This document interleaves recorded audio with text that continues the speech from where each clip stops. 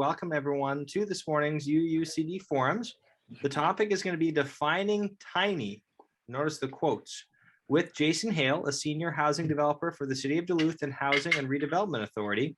Jason's going to discuss current housing trends, the state of the housing market, and some of the city's efforts to address current housing issues. So we'll pass it to Jason for the first half and then stay on, and feel free to unmute or type your questions in, and we'll have plenty of time for Q&A and close by 10:15. But the floor is yours, Jason, and thanks so much for joining us, everyone. Sorry, I was muted. I'm just saying hi. I don't want to be antisocial. I'm going to turn my video off so that you can all hear me because I'm using my cell phone Wi-Fi right now, which is not super reliable. So, hello.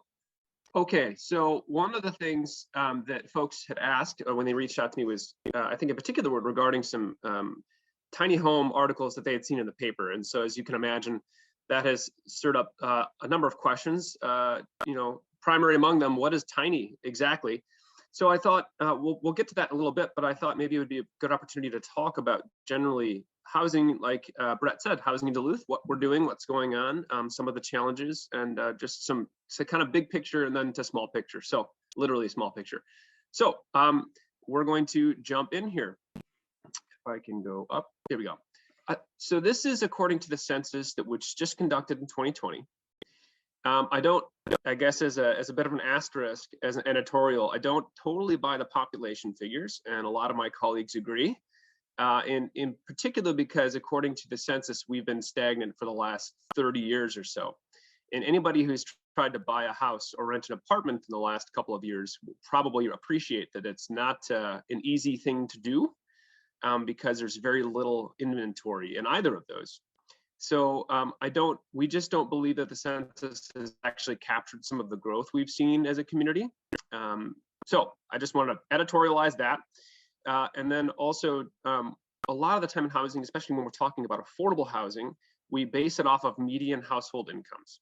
So Duluth is about $56,000 a year. That's what we would call 100% AMI, or area median income. And I mentioned that just because when we do things like I said, affordable housing, capital A affordable, which is another sort of loose term depending on who you ask, when we use it, we're talking about levels of affordability based on the median income. Okay. Oh, go next here if I can. There we go. Okay, so this is from our housing indicator report. The city puts this out every year. We're actually currently gathering data for 2021. We try to do it at the end of the year to capture as much as we can. And one thing I wanted to point out is you can see actually since 2010, we've had relatively stable and low vacancy in this is rental market. There's a little bit of a bump in 2014, as you can see. For context, in the industry, 5% is considered a healthy vacancy rate, about 5%. When you go below 5%, it means you have a supply issue. And obviously, the degree to which you're below 5%, you have a greater supply issue. I put a star next to 2020 because I wanted to sort of build in a caveat here. 2020, as you may all recall, was a very bizarre year. And we don't really know what the impacts that the COVID-19 pandemic had on the housing market. We're trying to get our arms around it. It's very difficult to capture. For example, a lot of students went home and went to live with their folks because college campuses were shut down, so that impacts vacancy rates. There are obviously trends where people were looking to move into more space because they were home all the time. So that impacts vacancy rates when they move from apartment to apartment, and it depends on when we captured that data from the landlord. So having said that, I don't think 5.2 is an accurate representation. And one piece of evidence for that is we're in the middle of collecting, like I said, the new data for this year. And we have about 2,500 units reported, and they're at 1.1% vacancy. So data is only as good as the inputs you get. And we have, on average every year, we get about 3,000 to 3,200 reports from landlords. It's a voluntary thing. We reach out to them and ask them to give us their data. Trust that, we're the government, we're here to help. And so sometimes they don't like doing that. So we get as much as we can. And again, we're almost to our mark already this year. We've changed the format and had some conversations, and people have been more cooperative. And it looks like the vacancy rate is a lot tighter, which means, just in general, that there are not enough units to meet the demand that's in the market. Okay, stop rambling on about vacancy rates for now. As you all, if you live in Duluth or around Duluth, are probably well aware, we have a lot of what we call in the real estate industry is charming homes, which means they are drafty and they need a lot of updates and repairs. I've owned several of them myself and tried to make them less charming. So as you can see, according to the graph here, in comparison to the rest of the states, the like size cities, we have really old housing stock. And in part of that, of course, is because Duluth was based on, and you can, I actually like doing this. It's kind of fun with, you can see how Duluth, the history of Duluth by looking at our housing stock. If you look at, for example, Lincoln Park neighborhood or Central or East Hillside, you will see a very similar style of development, and the homes are all around the turn of the century, because that's when there was a boom in the industrial economy. And then if you look for housing in the 60s and 70s, you will not find much until you get to up over the hill near Piedmont. You get some more ramblers. So the core of the city was really built out during industrial booms, and then busts would happen, and then there'd be a couple of decades of very little housing construction. So there's not a lot, for example, of 1930s homes, and in part that's because there was the Great Depression, of course, and also because our economy here locally was really shut down. So what all this means is we have a lot of old housing stock, which on the one hand is I don't want to say a liability, is a challenge, but on the other hand is actually an asset. And one of the things we have to figure out how to do for a variety of reasons, one of the dominant ones is environmental consciousness and sustainability. It is much more eco-friendly, if you will, to save an old house and repurpose it than it is to demolish the whole thing, dump all the materials, and then build from scratch. So to the extent we're able to encourage that, we try to do that. We have some programs for rehab. We have some other energy programs that you can partake in. PACE, for example, is one, Minnesota PACE. So I thought this is an interesting way to represent that one of the things we contend with in Duluth that other cities and most of Minnesota does not is really old housing. Some of the places have it, of course, we have a lot of it. Okay, so you may already all know this, and that's okay. I'm going to be a broken record. These are the reasons why housing is going on. I get quite a bit. What's going on, why costs increased. And these were all issues. We had a challenging construction environment before the pandemic, and now it's just worse. Can you still hear me, by the way? Yes? Okay. Sorry, my internet said it was unstable. Okay. Obviously, it comes down to, like I said before, a supply and demand issue. We had from when the Great Recession happened in 2007, 2008, from then till about 2014, the number of households created, which essentially means new units, people looking to move out in their own home, that was half the normal amount. So in other words, in a given 10-year stretch or something, we have X amount of households being created naturally from people leaving their parents' home or graduating college or buying their first home or what have you. That was 50% of the normal amount for 7 or 8 years. So that increases the pent-up demand. So then when the economy improved, particularly around 2014, 2015, it started to turn around. Then we had a whole bunch of people who wanted their own place all at the same time. So there was that pent-up pressure, and as you probably recall, between 2008 and 2011, let's say, construction really stopped and slowed down. There were houses that were half built, new home starts were, like I said, very low. And then, of course, like it was a bit of a perfect storm. We have all this sudden, there was a bunch of foreclosures, unfortunately, but then those got bought up, and then we saw this pent-up demand on top of the normal household creation. So that all happened. And this, I'm bringing up the recession because it really has had a sort of a legacy effect on housing today. The skilled labor shortage is another impact of the recession. People had to reskill, retrain to when they were in the trades and they got laid off from the recession and construction stopped. People went back to school. They learned how to do other skills, other trades. And so we haven't built up that infrastructure of employees in the trades since the Great Recession happened. And if you talk to any college or, I remember when I was in high school a number of years ago now, it was the kind of at the beginning of telling folks, hey, you should really go get a 4-year degree.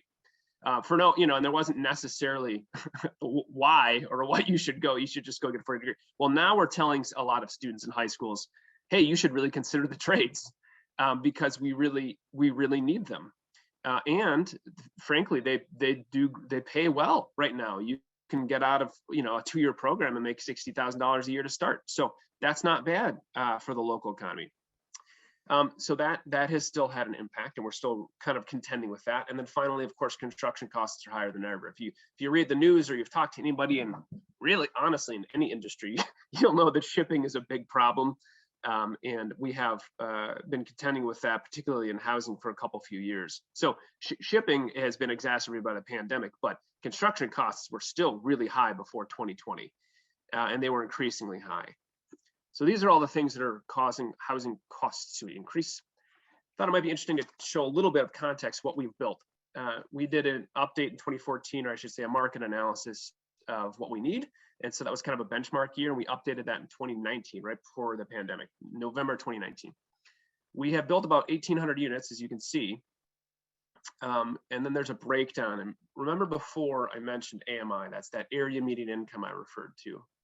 The median income, household income in Duluth, again, is about 56,000. So when we're talking about 80%, it's about 45,000, and so on. Now you can see the 67 units and the I just want to put another little note here that is not obvious.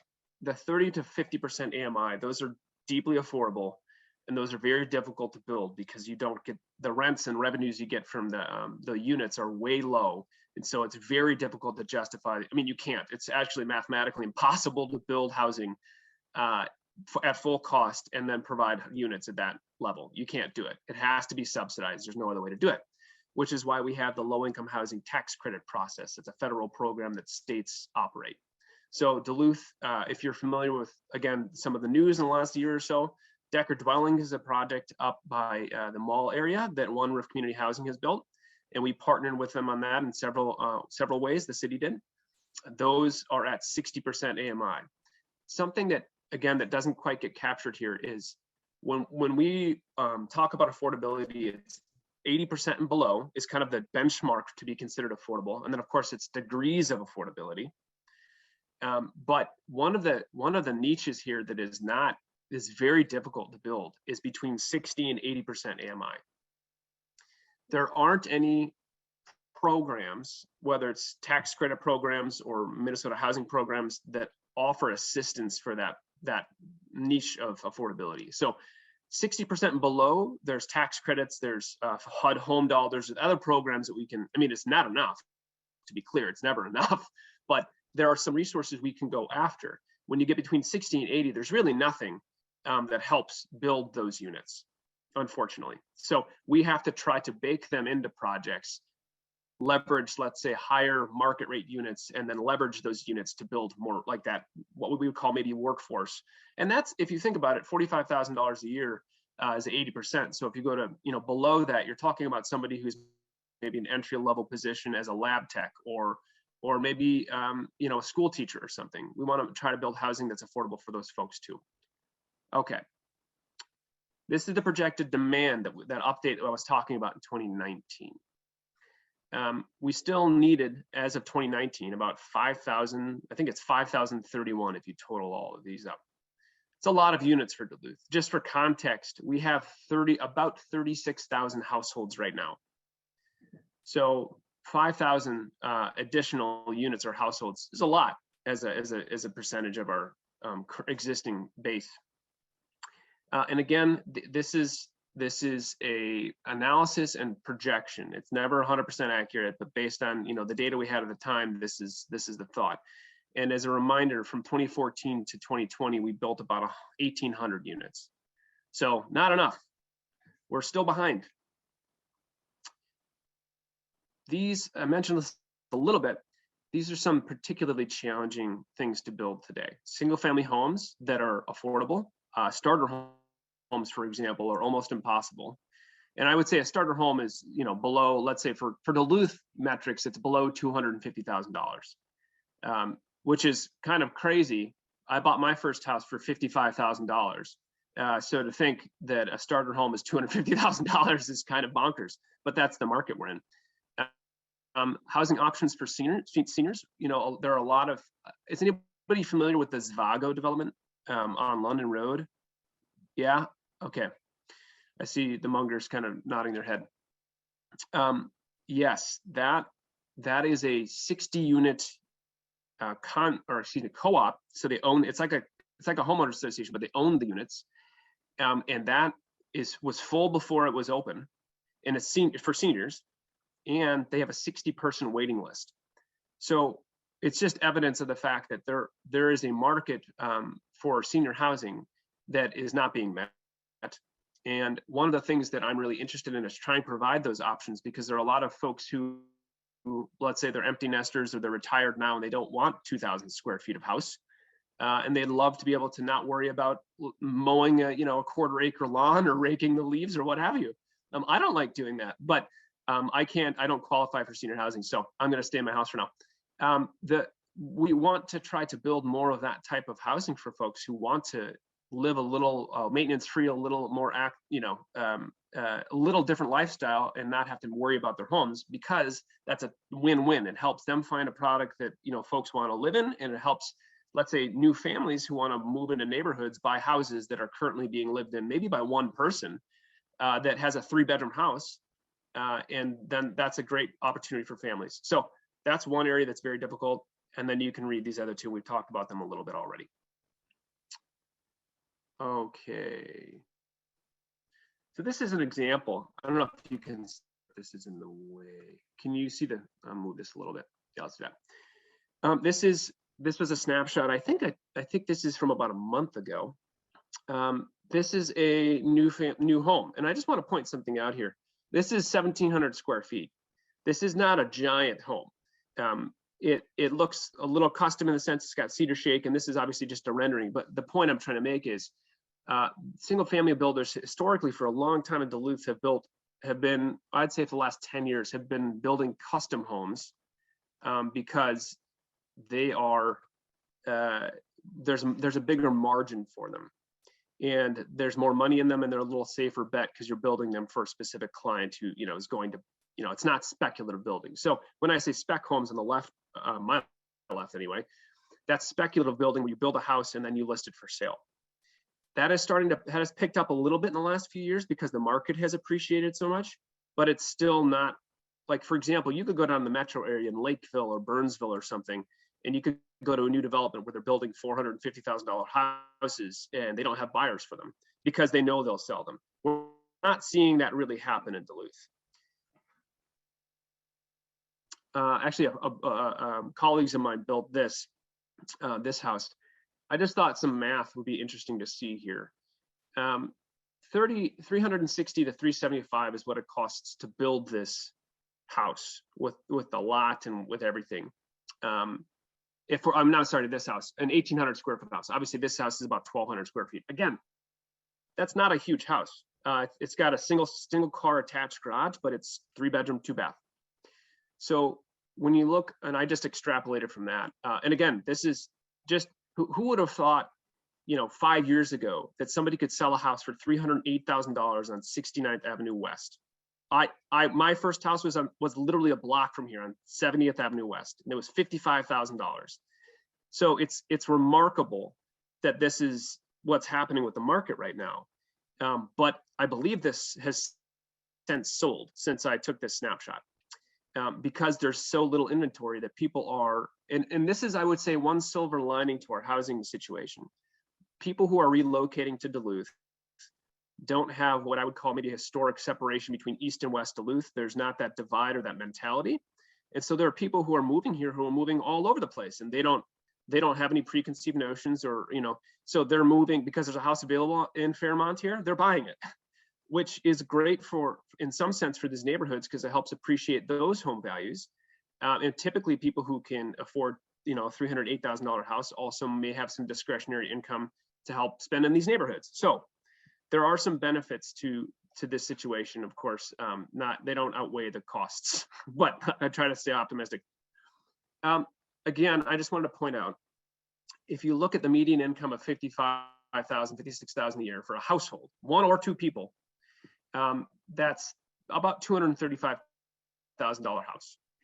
So I also am I'm a licensed broker, and I am a member of the LSAR, the Local Real Estate Association, and so I have access to their database and all of that. And I wanted to pull to get an idea of what was, what have sales been like?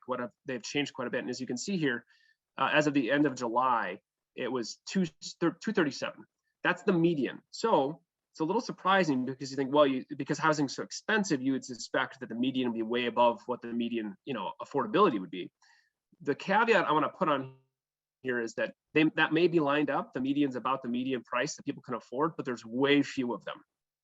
So it might be, there just aren't enough in this range. And I would also note that what it doesn't capture is how much homes are selling for and how much money have to be put into those homes after they're purchased.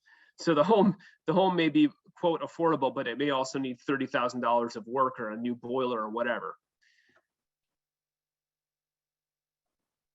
So one of the questions, of course, is how do we build homes, like I said, for under this amount? If it's, I'm sure you can all think of friends or colleagues or acquaintances that can't afford a 250,000 plus house.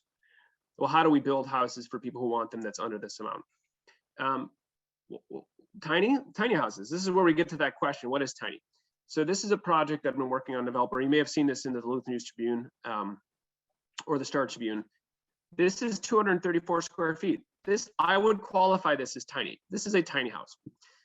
And what we used loosely is about 400 square feet or less we would consider a tiny house. After that, it becomes more like a studio apartment. But again, you can read the text here. This is $555 a square foot.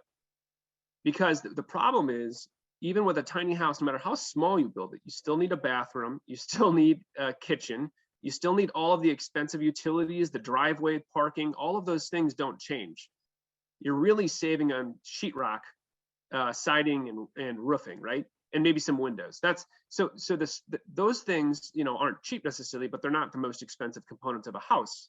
So the things that really drive up costs are still present in a tiny home. So the question becomes, okay, we can build this house and sell it for $130,000. And that's, by the way, just breaking even. That's the cost to build it. It's only 234 square feet, but is somebody actually interested in living that? Possibly. The question, and one of the things that I'm working on with lenders is, how do you treat a tiny house? How do you finance 234 square feet? How long does that hold its value? Does it hold its value? If somebody wanted to resell it, would they, get back what they paid for it? We don't know. We just don't have the answer to that because it hasn't really been done yet. So what we're trying to do, and I'll get to a picture of this in just a moment, is explore these options, encourage them, because if developers are willing to take that risk, great. In my book, if you have a 25-foot wide lot, which there are a number of in Duluth, that are historical lots of record, but let's say the houses were demolished or they never got built on. If you could put a tiny house, which is 10 feet wide, on that lot, it would fit a lot better than a traditional, 1,800 square foot house. So you could utilize that existing infrastructure in our city and build on these missing teeth, if you will, of lots throughout neighborhoods. And if someone would build them and either rent them or sell them, then great. I don't know if it was Miss Munger who said this earlier. I am not going to be in a tiny house because I have an 80-pound dog, but some people would very much like to be in these situations. And in fact, we've had a number of inquiries since this was posted, people asking if they could buy one. So there's a market for it. The question is, how much are people really willing to pay for this little square footage? So this is just a picture on the left is a picture of modular construction. And it is where we essentially stack. You can stack units on top of each other for multifamily, or I'm sure you're all familiar with modular homes. For a long time, there was a bit of a stigma against modular homes because people kind of equated them with manufactured homes. But they're really just homes that are built in a work or a warehouse that are built in sections like a Lego kit, and then they're delivered on site on flatbeds and then assembled. And often when you go into some new, especially the newer modular homes, you wouldn't be able to tell the difference if it was stick built or if it was built in a factory. And actually often they're 2x6 construction. They have great insulation and R value. So one of the ways that we attack this price challenge is like I said, number 2 here, I guess, is construction type. We have to explore alternatives. The traditional stick built on a basement or on a heated slab, that's so expensive right now. And by the way, the tiny house that I showed you before was stick built. Part of the reason it's so darned expensive is because it's stick built. It's $130,000. If we look at modular, which helps address the labor issue, we're exploring that seriously and trying to get. There are a couple of companies that are now doing it apartments modular. So between 10 and 100 units, and they can stack them and build them. On site. The beautiful thing is, because Minnesota, especially Duluth, has a pretty limited construction season, they can build these in the factory, and as long as the site is prepped, they can ship them and put them up in like a week. So if you build everything off site and then ship them, there are differences. There's a sort of a spectrum, but especially if you're talking about like smaller modular units, you can put a house, a 650 square foot small house, on a bed and ship it up and set it up in a weekend and affix it to the foundation. Of course, then you need to have people come in and run some plumbing and that sort of thing. But point is, the on-site construction labor is way less. So it saves with that crunch. You can utilize the leverage labor from other communities who build these and not have to worry about getting folks in Duluth to do them. You just need people to come do the finishings once the product is brought on site. And then the other thing, of course, like this is scale. Economies of scale is a really big deal in housing right now. So when you try to build, for example, an apartment that's under 50 units, it's very difficult. Unless those are luxury and apartments, it's very, very difficult to make the numbers work because you have to spread all of the infrastructure costs among fewer units. By way of example, there's a project up on Decker Road that I've been working with that is just started doing site prep. It's just south of Decker Dwellings and north of Anderson Road on the west side of Decker Road. It's about 4 acres, and they had originally planned to do 14 houses, about 15 to 1,600 square foot homes. The site cost, the infrastructure cost, just to get the site ready for, with utilities and with a road is $1 million. So when you're talking about $1 million, just to get, again, that's not actually building the houses. That's just getting it set up for the houses. And we have $1 million of costs divided by 14 homes is about $71,500 per house. That's just an infrastructure. So you have to be able to, and unfortunately, this particular project has to remove at least one of the houses for stormwater management. So then it's 13 homes. So again, I'm just pointing out that because the costs are so high with concrete, with labor, everything's so high, you have to be able to spread those, whether they put one house on that property or they put 20.